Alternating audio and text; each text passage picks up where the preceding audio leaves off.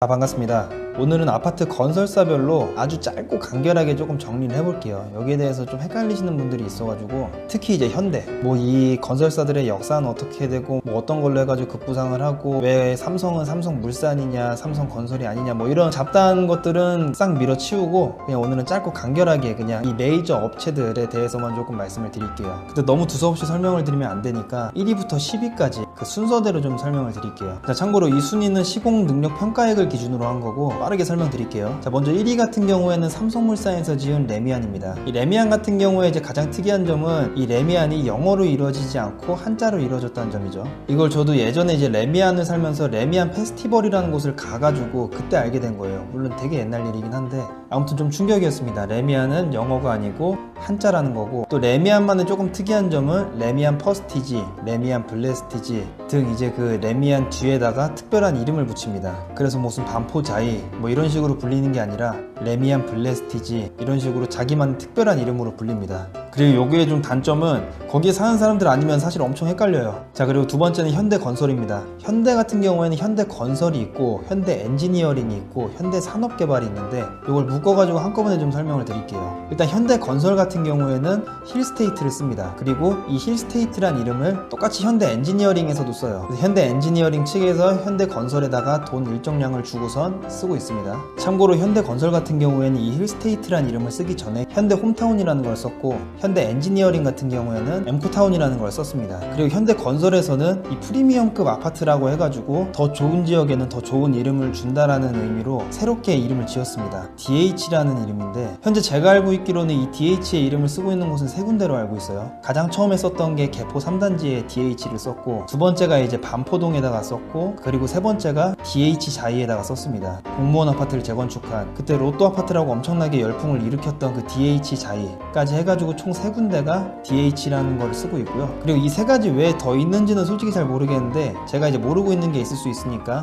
만약에 빠진 게 있다라면은 이 아래쪽에 댓글에다가 달아가지고 좀 알려주세요. 자, 이렇게 현대건설하고 엔지니어링 말씀드렸고, 마지막으로 남은 게 HDC 현대산업개발이죠. 현대산업개발 같은 경우에는 아이파크라는 이름으로 쓰고 있습니다. 그래서 이 건설사에서 지은 가장 유명한 아파트는 삼성동 아이파크죠. 이렇게 같은 현대지만 서로 쓰고 있는 이름이 다르고, 그리고 두 건설사는 쓰고 있는 이름이 서로 같고 이런 걸 이제 여러분들이 아시면은 똑같은 현대건설사로 보이진 않을 겁니다. 자, 그리고 3등은 대림건설입니다. 현대건설이 아마 이 대림건설 때문에 이제 DH라는 걸 짓지 않았나 이제 혼자 생각을 하는데, 대림건설 같은 경우에는 이편한 세상 아파트를 짓고 있는데, 그 중에서 프리미엄급 아파트 같은 경우에는 아크로라는 것을 붙입니다. 가장 유명한 거는 반포동에 있는 아크로 리버파크죠. 거기가 최고로 올랐을 땐 평당 1억까지 오른 걸로 제가 알고 있어요. 33평형짜리가 30억 이렇게 거래가 됐었죠. 자, 그리고 네 번째는 대우건설입니다. 대우 푸르지오. 요거는 그냥 제 느낌인데, 푸르지오라는 이름을 너무 남발을 하는 느낌이 사실은 있어요. 오피스텔을 지을 때도 푸르지오고 아파트를 지을 때도 푸르지오고, 푸르지오가 당연히 네임밸류가 있는 이름이긴 한데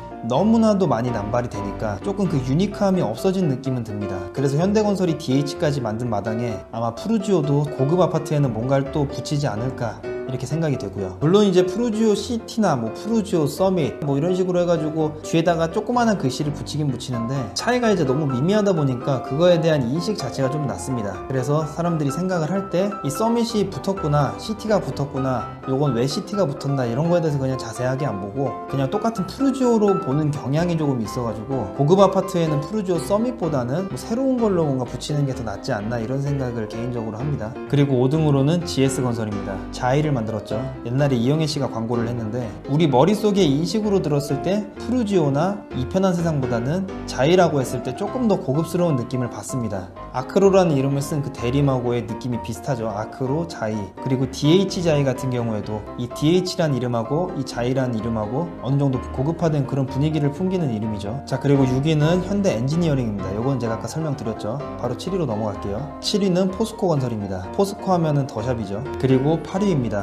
롯데건설. 롯데건설은 롯데캐슬. 롯데캐슬은 이 캐슬이라는 이름이 붙어서 그런 건지 모르겠는데 좀 웅장한 느낌이 있어요. 그리고 제가 롯데캐슬을 다 가본 것도 아니고 롯데캐슬을 다 조사해본 것도 아니지만, 제가 그냥 어쩌다가 우연히 가게 된 롯데캐슬 같은 경우에는 그 분위기가 좀 전체적으로 비슷합니다. 일반적인 아파트랑은 조금 다르게 뭔가 가운데서 분수가 나올 것 같은 그런 이미지에다가 좀 뭔가 이렇게 누리끼리한 금색이 칠해져 있을 것 같은 그런 느낌을 받습니다. 아무래도 롯데건설에서 상징하는 색깔 자체가 금색이고, 잠실에 있는 그 롯데캐슬을 봐도 죄다 그냥 황금색으로 수성이를 해놨죠. 이 롯데캐슬이 보여주고자 하는 이미지가 이제 그런 이미지 같습니다. 그리고 9위는 SK건설입니다. SK는 SK뷰가 이제 유명한 아파트인데 저는 개인적으로 지나다니면서 SK 아파트는 많이 본 적은 없고, 근데 이 SK가 최근에 지식산업센터를 굉장히 많이 짓고 있어요. 예전에는 그게 대부분이 현대건설에서 많이 지었는데 요즘엔 SK 쪽에서 굉장히 많이 짓습니다. SKV1이라는 이름으로 대부분이 가지고 있었던 그 현대라는 시장을 SK가 조금씩 넓혀가고 있습니다. 자, 그리고 10위는 HDC 현대산업개발입니다. 이것도 제가 아까 현대건설 설명할 때 말씀을 드렸죠. 자, 오늘 이렇게 1위서부터 10위 아파트 브랜드별로 각각 간단하게 비교를 해봤는데,